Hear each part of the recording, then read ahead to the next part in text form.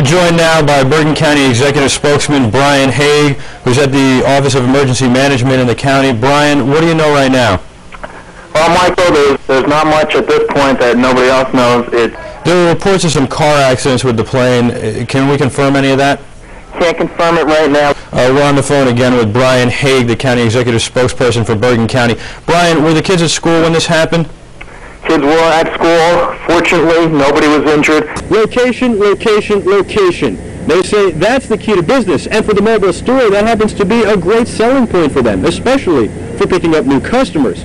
But the question remains, with a location that keeps changing, how do you get return customers to return consistently? Now, the volunteer pilots don't only serve the Coast Guard by looking for suspicious behavior, they're also their eyes and ears in the sky. Now, with the Xanadu Project, Mills, Mac, Cali, and the NJSEA hope to create a new way of thinking in sports so that you don't only go to the game, you spend a day being entertained. At this construction site, safety is the #1 concern. There are air monitors strategically placed at and around the bridge to monitor air quality constantly. And when the men come out of the containment center, they are decontaminated and shower off. New men go in to make sure the work they've done is up to standard. This is the heart of a fire. This one is simulated as part of a course for Bergen County's bravest in training. Every one of Bergen's rookie firefighters goes through this drill, as well as several others at the Bergen County Law and Public Safety Institute, whether they're volunteer or paid. The room often heats up to over 1,000 degrees. They learn how to do ropes and knots. They learn how to advance fire hose. They learn how to fires work, fire behavior. They learn all the aspects of firefighting. Water on the fire. Good. Now move in on it. Keep going. Keep going. Keep going. It's a long, rigorous course learning to be a firefighter, all to help keep them alive in the real world. Training's been a little tough. So they learn to suit up and put on all 70 pounds of gear. You're not connected either. You're going to suck in nothing. Stay low. Stay on the wall. They learn to predict the unpredictable. You want to be on this side of the door, so that when you open the door, you got the safety of the door between you and the fire. If I was the fire and I just popped out the door at you, you'd get all hurt. And most of all, be safe. We teach our firefighters to work in teams. Teamwork is the only way that they can fight fires, and safety is always the issue. In the heart of the fire, it's nearly intolerably hot, very humid, and also smoky.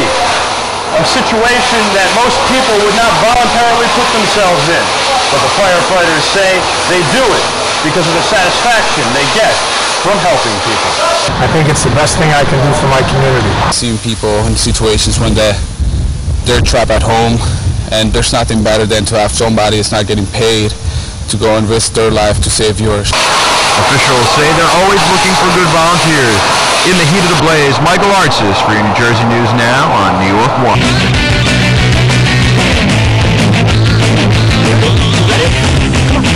Oh, you're not going to get me.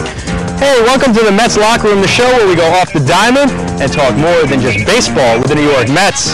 I'm Michael Artsis, joined by my good buddy, Jonathan SURAK. How you doing, Jonathan? Good.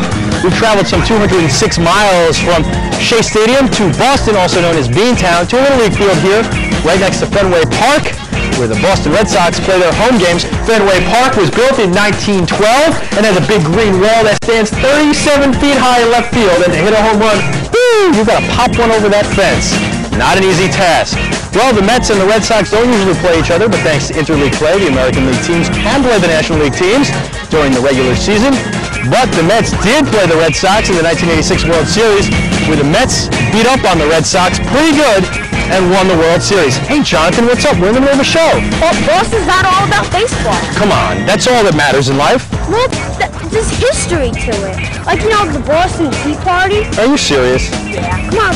Let's just take a look at this. All right, take a look.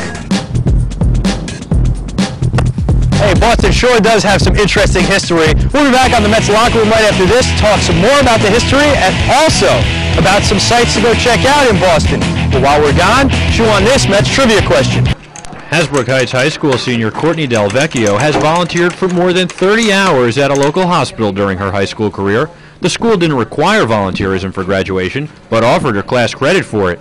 Now, her school is part of a new state pilot program that requires students to perform at least 15 hours of community service in order to graduate. I think it's a pretty good idea because all the students get to get involved in the community. You know, you think you're just one person, can't help, but you really do make a difference in other people's lives. It gives students a chance to get outside the school into the town and do service for the elderly and others.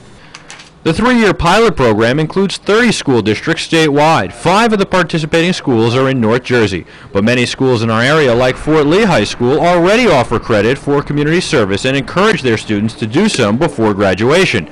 Students at Fort Lee High School must perform around 50 hours of volunteerism to get credit. High school should be a lot more than just learning what your subjects are all about and the subject matter. It really has to do with turning out a good citizen. While opponents say it's not fair to force students to volunteer, Hackensack University Medical Center's Barbara Hopkins, whose hospital gets more than 300 student volunteers a year, says volunteerism definitely helps the community out. It really is an infusion of youth. It is exposure of younger people to the environment of the hospital, and I think it really does encourage some people to go into the healthcare field. Whether it's state-mandated volunteerism or simply suggested by a school district, school officials and many students say that by volunteering at a place like Hackensack University Medical Center, the students get almost as much out of volunteering as the people they wind up helping. I think this has everything to do with education because you learn more outside of the classroom and in the real world. As for Courtney, she says she is happy there is the new requirement. I think everyone should just get involved in their own community. Tropical storm Ophelia could be heading our way. According to the National Weather Service, the storm's path remains a work in progress. At the very least, Garden State residents should expect high winds and showers late in the week. Gil Rosette from the New York One Weather Center has been tracking the storm and joins us now with more. Gil, what's the latest on Ophelia's strength and course? On guard and on patrol, the United States Coast Guard protects our waters, borders, and boats. In the New York metro area, the Coast Guard deploys mostly from their base on Staten Island. Fort Wadsworth is the largest Coast Guard station in the nation. Here they track, watch, and launch their missions. Since September 11, 2001, the Coast Guard has stepped up their maritime security duties. We're out daily on the water looking for doing critical infrastructure patrols along with patrols of bridges. Coast Guard officials say they couldn't have picked a better location than Staten Island for the busiest Coast Guard station in the nation. Set up perfectly here. We're right inside the Verrazano Narrows Bridge, so it's the entrance to the harbor that most of the maritime traffic comes through. It's a perfect setup point for our boarding teams to go out and do boardings offshore, and also for search and rescue. We're centrally situated. The Coast Guard now works closely with the NYPD, but officials say one of the Coast Guard's best assets is the versatility of the organization. We may be out doing a safety mission, and we can transition to a security mission immediately. The Coast Guard members will board somewhere in the neighborhood of 12,000 ships and boats in New Jersey and New York waters this year.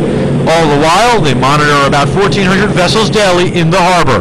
The Coast Guard has the right to board any vessel at any time for a safety check. We'll look for stowaways, we look for anything suspicious on the boats. Meanwhile, Coast Guard members back on dry land on Staten Island work from the Vessel Traffic Center to give the crews a heads up as to what they might be floating into and what they should be checking out. It's just a regular day's work for the busiest Coast Guard station in the nation. Michael Artsis, New York One. And tonight, filling in for Tom Brokaw, Michael Artsis.